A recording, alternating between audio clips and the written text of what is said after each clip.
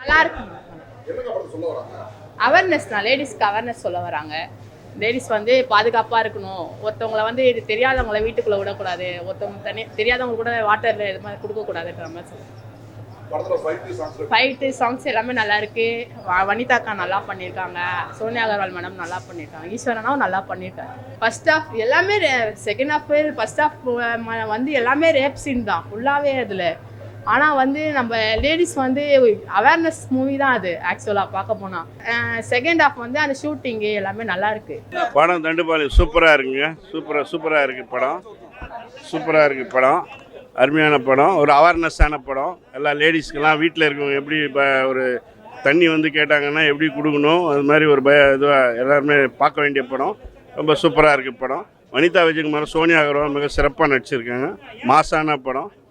டைரக்டரும் நல்லா பண்ணியிருக்காரு. நல்லா ஒரு தப்பு பண்ணால் ஒரு குற்றவாளி பண்ணால் அதுக்கேற்ற தண்டனையும் கொடுக்குற நல்ல படமாக இருக்குது. சூப்பராக இருக்குது. அநேகமாக நாளையிலேருந்து தண்டுப்பாளையம் திருட்டு விசிடி வந்தாலும் வரும். அதனால் தயவு செஞ்சு தண்டுப்பாளையத்தை யாருமே திருட்டு விசிடியில் பார்க்காம பென்ட்ரைவில் அது என்ன சொல்லுவாங்க, பென்ட்ரைவில் காப்பி பண்ணி பார்க்காம தயவு செஞ்சு தேட்டரில் வந்து பாடுங்க. ஏன்னா தண்டுப்பாளையம் அந்த படம் வந்து ஒரு ஒரு விழிப்புணர்வு உள்ள படம். வீட்டில் தனியாக இருக்கும் பெண்கள், முன்பின் தெரியாதவங்க, இந்த இவரை மாதிரியோ இல்லை இவரை மாதிரியோ இந்த தம்பி மாதிரியோ முன்பின் தெரியாதவங்க வீட்டுக்கு வந்து யாரும் கதவை தட்டி இந்த அட்ரஸ் எங்கே இருக்குது, குடிக்க தண்ணி வேணும் அப்படின்னு சொல்லி யாரும் எதுவும் கேட்டாங்கனாக்கா தயவு செஞ்சு கதவை திறந்து பதில் சொல்லாதீங்க, ஜன்னல்லே பதில் சொல்லி அமுச்சிருங்க. அது மட்டும் இல்லை, அந்த மாதிரி திருட்டு பசங்க வீட்டுக்குள்ளே வரும்போது நகை பணம் அது மட்டும் இல்லாமல் உங்களுடைய கற்பு சூறையாடப்படலாம், உங்களோட உயிரே போகலாம். அப்படி சில சூழ்நிலை. ஏன்னா காசு பணத்துக்கு ஆசைப்பட்டு அந்த திருட்டு பசங்க என்ன வேணாலும் பண்ணுவானுங்க, புரியுதுங்களா? அதனால் தயவு செஞ்சு இந்த தண்டுப்பாளையம் படம் பார்த்ததுக்கப்புறம் உங்களுக்கே ஒரு விழிப்புணர்வு வரும். அப்படி ஒரு விழிப்புணர்வை தான் கொடுத்துருக்காரு இயக்குனர் டைகர் வெங்கட் அவர்கள்.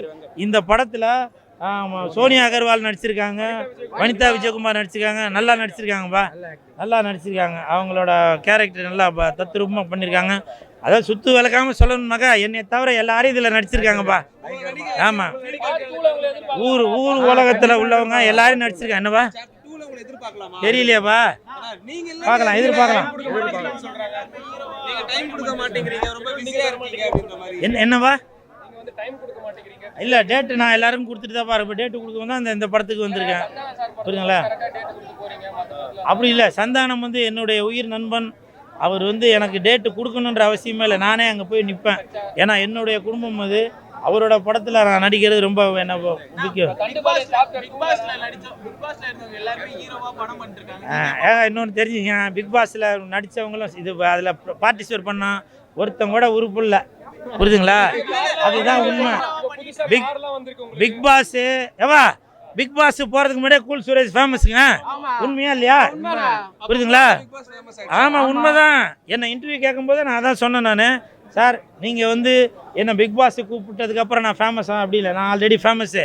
பிக் பாஸ் வந்து தான் கூல் சுரேஷ் ஃபேமஸ் இல்லை, நான் ஏற்கனவே ஃபேமஸ் ஆனால தான் அப்படின்னு. அதே மாதிரி இப்போ நீங்கள் ஒரு கேள்வி கேட்டீங்க, பிக் பாஸில் வந்தவங்க 7 சீசன் வரைக்கும் வந்தாச்சு, ஒருத்தவங்களுக்கு கூட பெருசாக உறுப்பு இல்லை. அதுதான் உண்மை.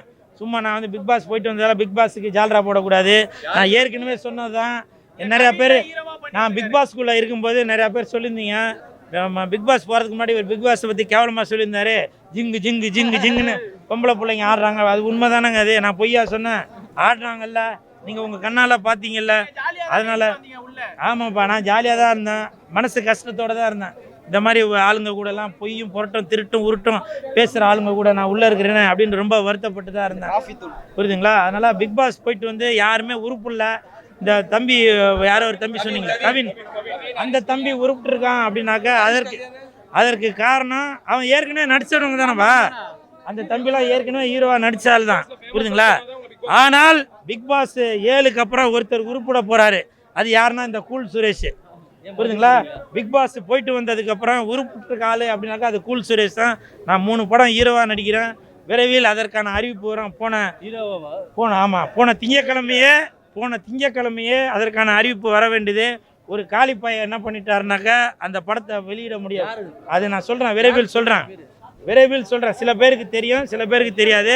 போன திங்கக்கிழமை அன்னைக்கே என்னோட ஃபஸ்ட்டு படத்தோட லுக்கு இப்போ ஃபஸ்ட் லுக்கு வர வேண்டியது ஒருத்தர் வந்து அதை கெடுத்து குட்டிச்சவராக்கி நாசமாக்கிட்டார். என் வயிற்றுச்சலில் சொல்கிறேன், புரியுதுங்களா? அந்த படத்தை வந்து வெளியில் ஃபஸ்ட் லுக்கு ரிலீஸ் பண்ண முடியாமல் தயாரிப்பாளர்கிட்ட அதையும் இதையும் சொல்லி என்னோட வயிற்றுல மண்ணள்ளி போட்டுட்டாரு. அதை நான் விரைவில் சொல்கிறேன், நான் வயிற்றுச்சலில் சொல்கிறேன். அது உண்மையிலே அந்த மாதிரி யாரும் பண்ணாதீங்க, புரியுதுங்களா? சினிமாவில் இருக்கிற ஆள் தான் ப்ரொடியூசரையும் டைரக்டரையும் வாழ விடாமல் பண்ணுறது, புரியுதுங்களா? என் வயிற்றுச்சலில் சொல்கிறேன், அது யாருன்றது விரைவில் நான் வந்து சொல்கிறேன். அந்த மாதிரி தயவு செஞ்சு நீங்கள் வளர்கிற கலைஞர்களுக்கு இந்த மாதிரி பண்ணாதீங்க. வெளியில் இருக்க ஆள்லாம் சூனியம் வைக்கல, உள்ளே இருக்கிற ஆளே சூனியம் வைக்கிறீங்க, புரியுதுங்களா? நீங்கள் ரஜினி சார், கமல் சார் கூடலாம் ஒர்க் பண்ணாலே இந்த கூல் சுரேஷ் சாதாரண ஒரு சப்ப பையன், உங்களுக்கெல்லாம் நான் ஒரு ஆளா? போன திங்கக்கிழமைக்கு என்னோட படத்தோட ஃபர்ஸ்ட் லுக்கு வர வேண்டியது, நீங்கள் வந்து இப்படி பண்ணிட்டீங்க. நீங்கள் அதுக்கு நீங்கள் அனுபவிப்பீங்க, புரியுதுங்களா? சொல்கிறேன், அது யாருன்னு விரைவில் சொல்கிறேன். அதை புரியுதுங்களா? இந்த தண்டபாளையத்துல படத்துல வந்து பைல்வான் சொன்னாரு செக்ஸ் போட்டலாம். நான் அது பார்க்கல, அவர் பேசுறதை நான் பார்க்கலப்பா. படத்துல பாடு வந்திருக்கு. நான் செக்ஸ் வந்துச்சு வா, நான் கண்ணை மூடிக்கிட்டேன்பா. பார்க்க மாட்டீங்களா? பார்க்க மாட்டேன்பா. என் பேனால கூட செக்ஸ்ன்னு எழுத சொன்னா எழுதாதுப்பா. அப்படி ஏன்னு கேளு. ஏன்னா செக்ஸ்ன்றது இங்கிலீஷ் வார்த்தை, எனக்கு இங்கிலீஷ் தெரியாது, அது நான் பாசம்னா என்னதுப்பா? பாசம் பார்த்தப்பா. என்னை பொறுத்த வரைக்கும் எல்லா இடத்துலையுமே எல்லாமே இருக்குதுப்பா, புரியுதுங்களா? இந்த தம்பி இருக்காரு, இப்போ என்ன பேட்டி எடுக்கிறதுக்கு முன்னாடி நல்ல பையன்தான், புரியுதுங்களா? இப்போ அவர் வந்து என்னென்னவோ என்னைய கேட்குறாரு, எனக்கு அதெல்லாம் எனக்கு தெரியல. ஆபாசம்னா என்னன்னு தெரியல, புரியுதுங்களா? என்னப்பா? ஆமாப்பா, ஜிங்கு ஜிங்கு ஜிங்கு ஜிங்குன்னு ஆடினாங்கல்ல, அதெல்லாம் மனசுக்கு கஷ்டமாக தான் இருக்கு, புரியுதுங்களா?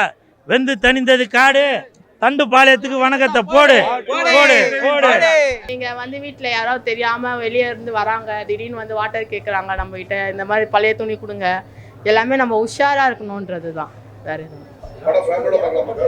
ஃபேமிலியோட பார்க்கலாம், ஆனால் கொஞ்சம் தைரியமா இருக்கவங்க அந்த ஃபேமிலியோட பார்க்கலாம். கண்டிப்பாக நல்லா இருக்கு, பார்க்க ஃபுல்லாகவே ஆக்ஷன் தான், நல்லா இருக்கு. Fight songs super. ஒரே ஒரு பாட்டு தான் இருக்குது, அருமையாக இருக்குது, நல்லா ரொம்ப ராவா இல்லைங்க. ஓரளவுக்கு இப்போ 18 அவங்களே அடல்ட் 18 மேலே தான் பார்க்க வேண்டிய படமாக போட்டிருக்காங்க. ஆனால் இருந்தாலும் பார்க்கலாம், நல்ல படங்க. ஓவராலாக சூப்பர்.